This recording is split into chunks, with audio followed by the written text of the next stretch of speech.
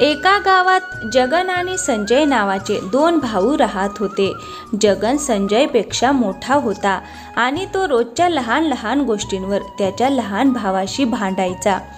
या सगळ्यांमुळे त्याच्या वडिलांना रामप्रसादांना नेहमीच काळजी वाटायची. एके दिवशी जगन आणि संजय यांच्यात काही कारणावर खूप जोरात भांडण झाले. तेव्हा रामप्रसाद तिथे आले. मला तर काही समजतच नाही जगन, अखेर तुला संजय बद्दल काय त्रास आहे? तुम्ही तर कायम पिताजी संजयचीच बाजू घेणार, कारण तो तुमचा लाडका मुलगा आहे ना. असं नाही मुला, जितकं प्रेम मी संजयवर करतो तितकंच प्रेम मी तुझ्यावरही करतो. मला समजत नाही की तुझ्या मनात एवढी वैर कुठून आली. खोटं नका बोलू पिताजी, खरं तर तुम्ही नेहमी संजयला माझ्यापेक्षा जास्त प्रेम करता. तुम्ही संजयच्या मोठ्या चुका देखील जवळजवळ नजरे आड करता, जणू काही त्याने काहीच चूक केली नाही. मोठा भाऊ आणि वडिलांमधील हे वादविवाद संजय बराच काळ ऐकत होता. त्याने जगनकडे पाहून म्हटले, असं नाही भाऊ, जेव्हा मी कुठली चूक करतो तेव्हा वडील मला रागवतात, पण मला हे समजत नाही की तुम्हाला माझ्यावर एवढा राग का आहे.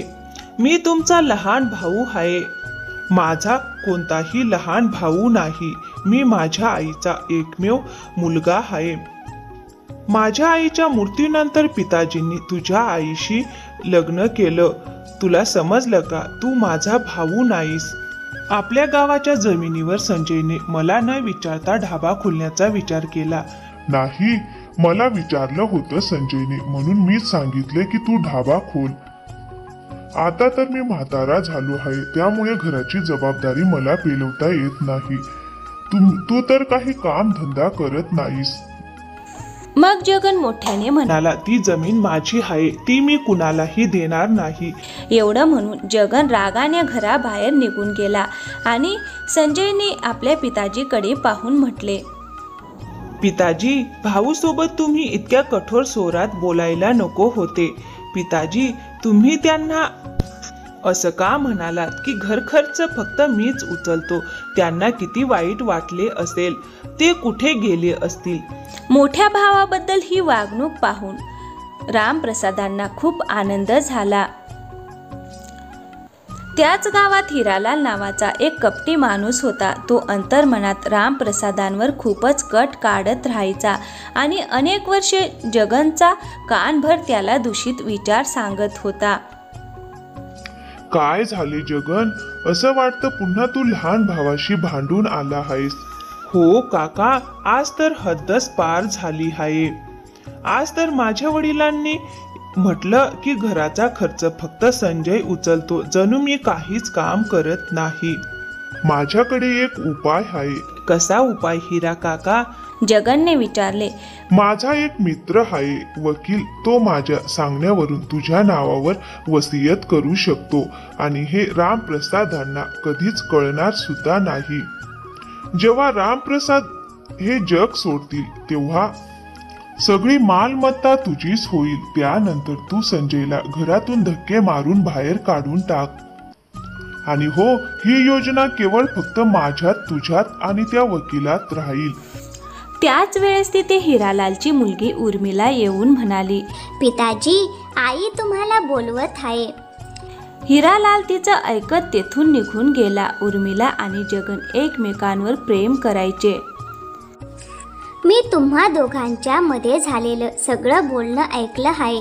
तू एक काम कर, उद्या पिताजींसोबत त्या वकिलाच्या घरी जा आणि वसियत तुझ्या नावावर करून घे. जोपर्यंत तू असं करणार नाहीस तोपर्यंत माझं लग्न तुझ्याशी होणार नाही, उर्मिलाने ठामपणे सांगितले. मी समजू शकलो नाही उर्मिला, तू काय म्हणतेस? जगनने विचारले. तूच सांग. जगन, कोणता वडील आपल्या मुलीचं लग्न ज्या माणसाकडे काहीच मालमत्ता नाही, कोणता बाप आपल्या मुलीचं लग्न अशा मुलाशी लावेल ज्याच्या हातात काहीच नाही? आणि सध्या तर तुझ्या हातात काहीच नाही. जे काही आहे ते तुझ्या लहान भावाचं संजयचंच आहे. उर्मिलाच्या या शब्दांनी जगनला प्रचंड राग आला आणि दुसऱ्या दिवशी तो हिरालाल सोबत वकिलाच्या घरी गेला. जगनने वकिलाला वसियत नाम्याचे कागद दाखवण्यात सांगितले. तेवढ्यात हिरालाल मध्येच म्हणाला, अरे जगन, वसियत पाहण्यात वेळ घालवू नकोस. पटकन आपला अंगठा लाव आणि संपूर्ण मालमत्ता आपल्या नावावर कर. जगनने कागद वाचून न घेता त्यावर अंगठा मारला. दुसऱ्या दिवशी रामप्रसादांना हृदयविकाराचा झटका आला आणि त्यांचा मृत्यू झाला. 2 दिवसांनी हिरालाल वकील घेऊन रामप्रसादांच्या घरी आला. अरे हिरा काका, तुम्ही एवढ्या सकाळी माझ्या घरी? संजयने विचारले. हिरालाल म्हणाला, हे काय बोलतोय संजय? हे घर आता माझं आहे. काय बोलताय तुम्ही? हे घर आमच्या पिताजींचं आहे. हे तुमच्या पिताजींचं होतं. रामप्रसाद गेल्यानंतर या घराचा मालक आता मी आहे. एवढ्यात जगन तिथे येतो. संजय त्याला सगळी गोष्ट सांगतो. पण ती वसियत तर माझ्या नावावर झाली होती ना? मग हिरालाल हसत म्हणतो, त्या वसियतीत तुझं नाव नव्हतं, माझं नाव होतं. तुझ्या वडिलांनी आधी सगळी संपत्ती तुझ्या नावावर केली होती. वकिलालाही ही गोष्ट ठाऊक होती, पण तू अंगठा लावून ती मालमत्ता माझ्या नावावर केलीस. म्हणून या घराचा मालक आजपासून मी आहे. चला आता निघा दोघे इथून. मग दोन्ही भावांना हिरालाल घरातून हाकलून देतो आणि दोन्ही भाऊ आपलं घर सोडून बाहेर पडतात. तर मित्रांनो, कशी वाटली आजची गोष्ट? आवडली असेल तर व्हिडिओला लाईक करा आणि हो, चॅनलवर नवीन असाल तर प्लीज चॅनलला सबस्क्राईब नक्की करा. थँक्यू, धन्यवाद मित्रांनो.